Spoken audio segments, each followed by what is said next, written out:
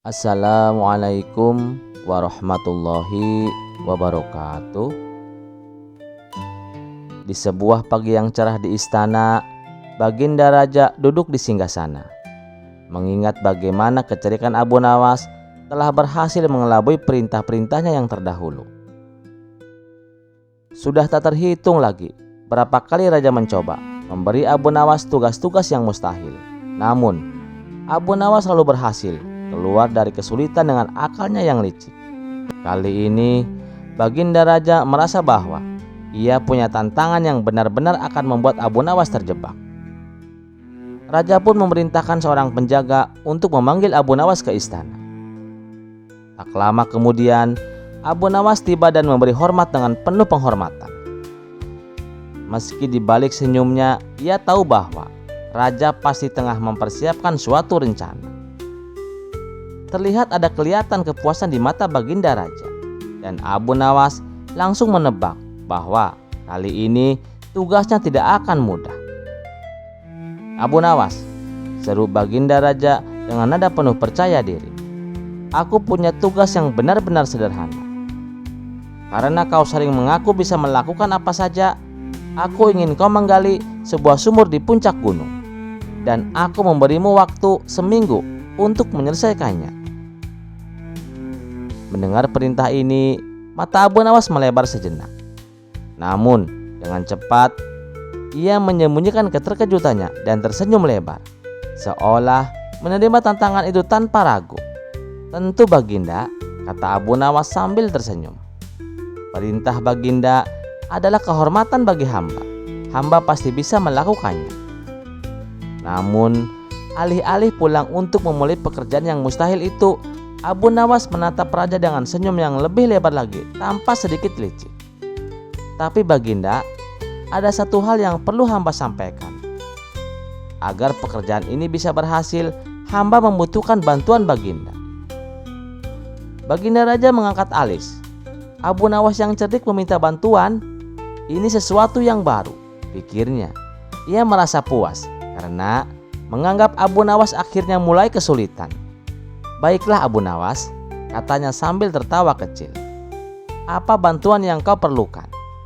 Dengan suara yang tenang dan penuh kepastian, Abu Nawas menjawab, "Baginda, untuk memastikan bahwa sumur itu berhasil dibuat di atas gunung, hamba membutuhkan air dalam jumlah yang cukup. Jadi, hamba mohon agar Baginda menyiapkan air di puncak gunung sebelum hamba mulai menggali. Jika ada cukup air, sumur akan berhasil." Sejenak, Baginda Raja terdiam. Permintaan Abu Nawas terdengar masuk akal dan sederhana, namun ada yang terasa janggal. Baru beberapa saat kemudian, ia menyadari jebakan licik yang dipasang Abu Nawas. Bagaimana mungkin ia menyediakan air di puncak gunung yang kering dan tandus? Untuk memenuhi permintaan Abu Nawas, Raja harus membawa ribuan ember air naik ke gunung. Dan jika Raja tak mampu, artinya Abu Nawas pun tak mungkin melakukan perintah yang diberikan Baginda Raja. Baginda Raja merasa terpojok dan geli dalam waktu bersamaan. Ia tahu bahwa jika ia menolak permintaan itu, ia akan terlihat seperti memberikan perintah yang tidak mungkin sejak awal. Namun, jika ia menerima permintaan Abu Nawas, maka ia juga yang akan kerepotan menyediakan air di atas gunung. Dengan wajah yang mulai memerah, Baginda Raja berusaha mencari jalan keluar dari jebakan Abu Nawas. "Abu Nawas, kau benar-benar pintar," kata Raja. "Kau mampu menemukan jalan keluar dari perintahku yang paling sulit sekalipun. Baiklah, kau bebas dari tugas menggali sumur itu. Tetapi katakan, apakah itu satu-satunya cara agar sumur bisa digali di atas gunung?"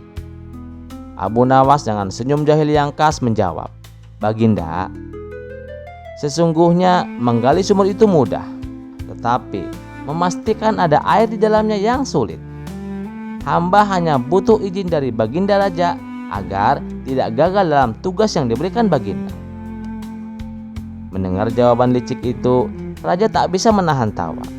Ternyata Abu Nawas tak hanya ingin meloloskan diri dari perintah, tetapi juga membuatnya terlihat mustahil dengan cara yang cerdik. Baginda raja pun terhibur dengan akal bulus Abu Nawas yang selalu memberikan kejutan, bahkan di saat-saat yang tampak mustahil.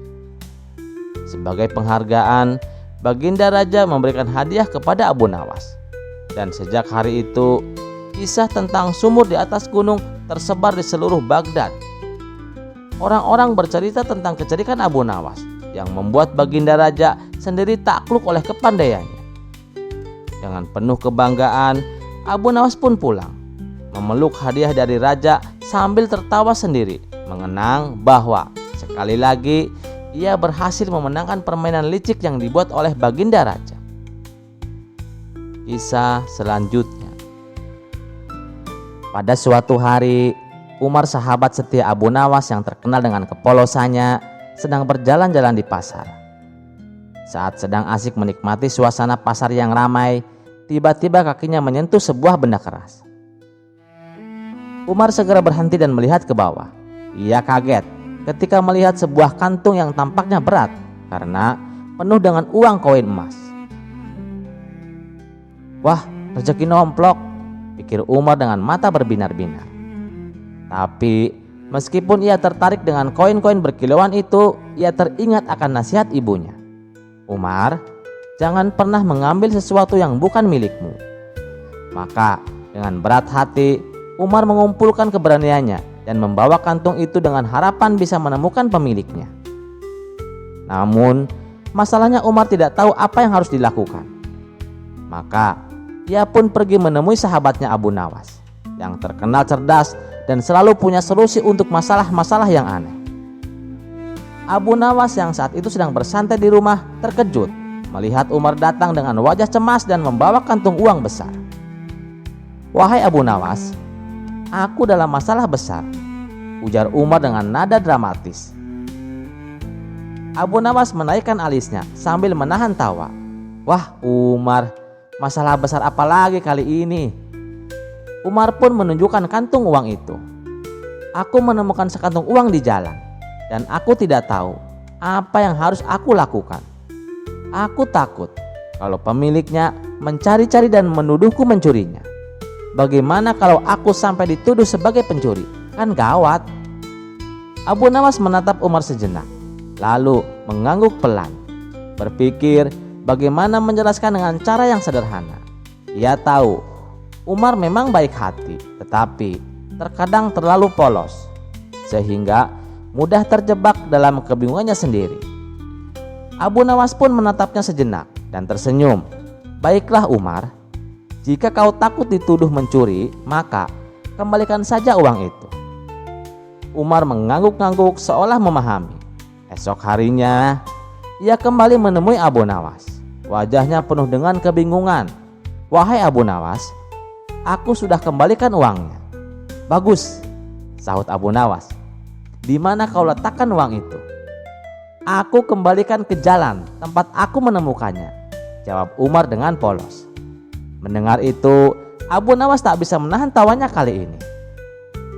"Astagfirullah Umar, kalau kau letakkan lagi di jalan, bukankah orang lain bisa menemukannya dan mengambilnya lagi? Kau kira uang itu punya kaki dan bisa pulang ke pemiliknya sendiri?" Umar terdiam, tampak bingung. "Wah, benarkah begitu?" Ia menggaruk kepalanya yang tidak gatal. "Lalu, apa yang harus aku lakukan Abu Nawas supaya pemiliknya bisa menemukannya?"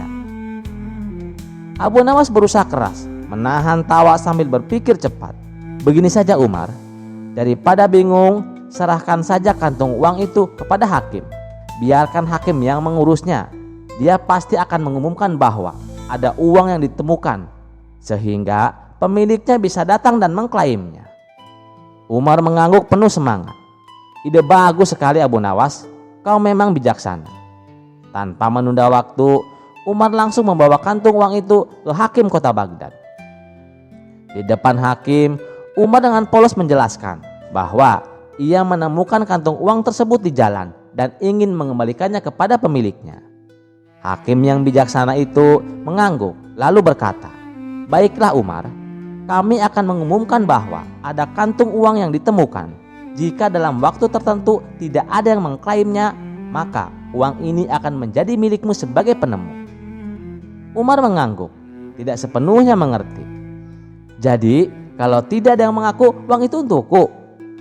"Iya, begitulah hukum yang berlaku di kota kita," kata hakim dengan tenang.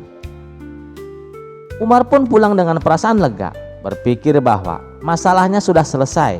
Namun beberapa hari kemudian ia kembali lagi menemui Abu Nawas. Kali ini dengan wajah lebih kusut dan bingung dari sebelumnya.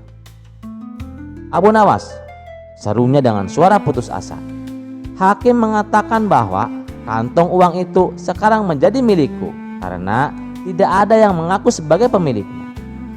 Abu Nawas tertawa terbahak-bahak sampai air matanya keluar. "Astagfirullahaladzim, Umar. Jadi kau yang tadinya takut dituduh mencuri, sekarang malah punya kantung uang yang bukan milikmu. Benar-benar kebingungan yang tidak ada ujungnya." Umar menggaruk-garuk kepala sambil tertawa canggung. "Begitu ya Abu Nawas? Aku malah jadi bingung. Aku kan awalnya cuma ingin mengembalikan uang itu." Abu Nawas menepuk pundaknya sambil menahan tawa. "Wahai Umar, terkadang niat baik saja tidak cukup. Kau juga perlu berpikir lebih jauh. Lain kali kalau kau punya masalah seperti ini, cobalah untuk lebih tenang dulu sebelum bertindak." Umar mengangguk-angguk sambil tersenyum canggung. Meskipun ia masih belum sepenuhnya paham, ia merasa beruntung punya sahabat seperti Abu Nawas yang selalu membantunya keluar dari masalah, meskipun masalahnya terkadang berasal dari kebingungannya sendiri. Akhirnya Umar pun memutuskan untuk menyimpan uang itu. Namun kali ini ia berjanji dalam hati untuk menggunakannya dengan bijak dan membantu orang-orang yang membutuhkan. Maka ia pergi ke pasar, membeli makanan dan kebutuhan lainnya, lalu membagikannya kepada anak-anak yatim dan orang-orang miskin di sekitar tempat tinggalnya. Tindakan Umar ini akhirnya sampai juga ke telinga Abu Nawas. Dengan senyum puas, Abu Nawas berpikir bahwa meskipun sahabatnya itu sering terjebak dalam kebodohan, tetapi hati Umar tetaplah baik. Kisah ini menjadikan bahan perbincangan di kalangan masyarakat Baghdad selama beberapa hari. Orang-orang tertawa geli setiap kali mendengar cerita Umar yang kebingungan, tetapi mereka juga merasa terharu dengan kebaikan hatinya. Bagi Abu Nawas, sahabatnya ini adalah contoh bahwa terkadang kebodohan yang polos bisa berubah menjadi kebijaksanaan, asalkan niatnya baik. Terima kasih sudah mendengarkan cerita ini. Sampai jumpa di cerita selanjutnya. Wassalamualaikum warahmatullahi wabarakatuh.